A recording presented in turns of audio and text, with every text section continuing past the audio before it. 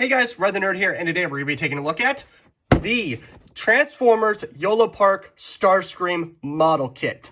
Now, I have taken a look at a Yolopark Transformer model kit in the past. That was the Rise of the Beast Optimus Prime video. You can go check that video out if you want to.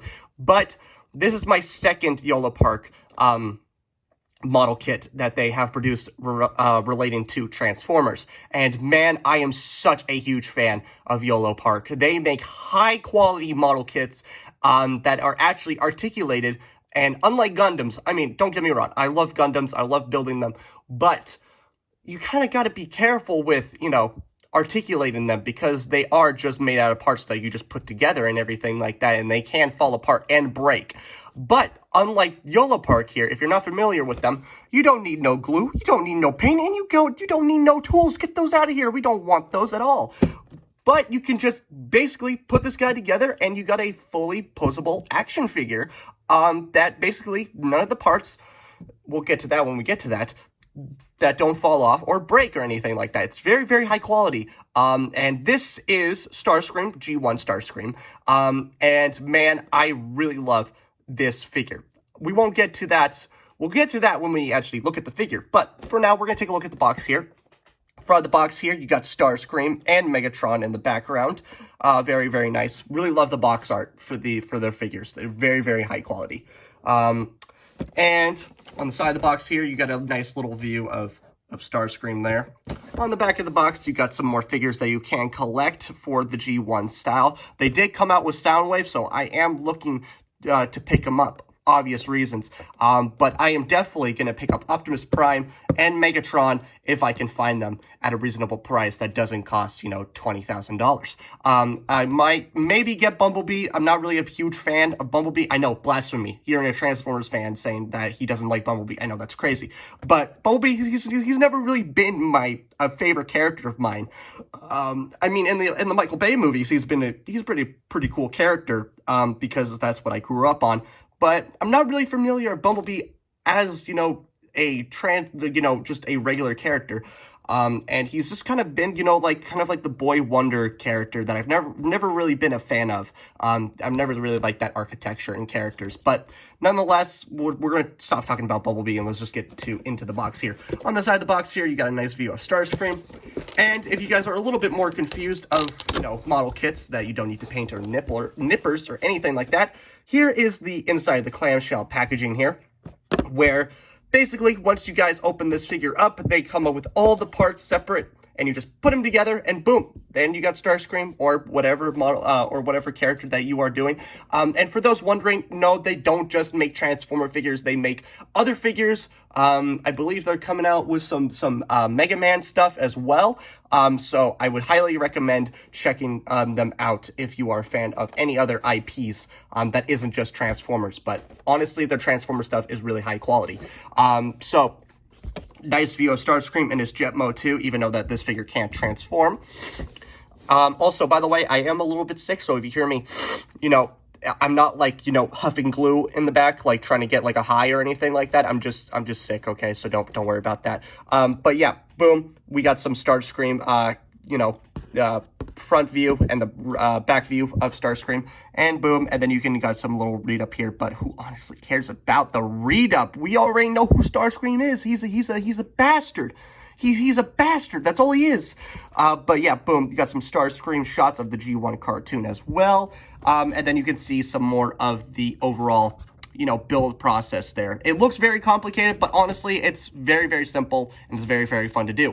But other than that, let's stop talking about the box and let's talk about the actual figure.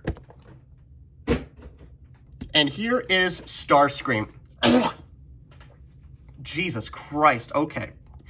That was not cool at all. I don't know what the hell that was. All right, so here is Starscream after that little hiccup there. I just had to kind of regain my conscience. It's not, I don't even know what the hell I'm talking about. Let's just talk about this goddamn bastard, okay? Anyway, Starscream, obviously, very, very simple design, but man, there's something about the G1 designs that just tickle my brain. Don't get me wrong, I love the live-action Michael Bay designs, some of them, but there's just something about seeing a simple G1 design that just tickles my brain, and I love it. And seeing this guy in a 3D format that you don't have to transform with and worry about kibble or parts forming or any of that. Also, kind of a blasphemous thing to say, you know, a Transformers fan not liking a Transformer figure that basically their whole gimmick and their marketing is that they can transform into something else. Don't get me wrong, I love transforming, you know, anything. I love transforming. They're really fun to do, and seeing the process of them turning into a robot or a car or anything like that is very, very fun, and it's very, you know, dopamine. But I just love, you know, just, you know, especially Yolopark, where you basically just, you know, build them, and you get to, in the process of building them is very, very rewarding, seeing this guy, very, very nice, and in a very nice 3D format here. And you don't need to worry about that. Honestly, I don't mind non-transforming figures, as long as it's not a statue, because honestly, I would rather have a figure that's posable and I can play with, and I can get him into any pose that I really want, without, you know, just having a giant statue on the side there. Don't get me wrong, some statues are really cool, but they're just not my thing personally. And also, they're just a bitch to dust and clean and everything like that. But honestly, because I could just pick this guy up and just dust him by myself, and I don't need to, you know, worry about, you know, breaking some part off, and then, oh no, it's like a valuable part of the statue that's broken off because I was not careful with dusting it. Anyway, enough rambling. Let's just take a look at the actual figure himself here. Like I said, I really love the G1 designs, and seeing this guy in a 3D format is very nice. Don't get me wrong, I really love the Rise of the Beast Optimus Prime that I took a look at a long while ago. I love the mechanical detail on him, but I just really love G1 designs. I think they're so unique, and they're just so simple, and they're so cool. And this guy is no exception here. Obviously, it's not completely G1, you know, accurate, because they were just simple 3D, 2D models, animation models, and everything like that. But Yolopark has taken a step further in adding some actual mechanical detail, like on the wings here, and on the bottom of the thrusters, and some actual like vents on the bottom of his boot here. Also on the back here as well, you got some more panel linings and stuff like that. Very, very nice. Some more lines going throughout his null rays here, and even got some, some detail on the actual kind of shoulder pad things here as well. And some more vents and grates and everything like that. It's very, very cool. It actually adds to the figure a lot. But what doesn't add to this figure is, unfortunately, this guy has no accessories. He doesn't have any blast effect parts for his null rays or anything like that, and he doesn't have interchangeable faces, unfortunately. He's stuck with this, default kind of face here, which I'm not a fan of. I would love to see a shit-eating grin or a screaming face, or a "No, Lord Megatron, please spare me" face, or anything like that. But he doesn't come with anything, which is really unfortunate. And I would love to see, because I did find out that there is an actual accessory kit for the Optimus Prime Rise of the Beast, where he does actually have, his axe and his gun and everything like that. And I'm pretty sure that they're coming out with other accessory packs for other characters that they've done. But correct me if I'm wrong, because I haven't seen anything relating to accessory packs about this guy yet. So if they do come out with that, I may need to buy it, because I really want to see, a shit-eating grin face here. That should have been the default, but I guess not. But other than that, the overall, look of the figure is very, very high quality. The build was very, very simple and fun to do. And, nothing, comes off, especially, except for this right here. So there is a tiny little bit of a panel here. If you just, I don't know. Oh, now it doesn't want to do it. Now it doesn't want to do it. Okay, because when I was playing with this guy. Okay, I guess that doesn't doesn't happen anymore. It will pop off when I'm fooling around with this guy on video. Trust me.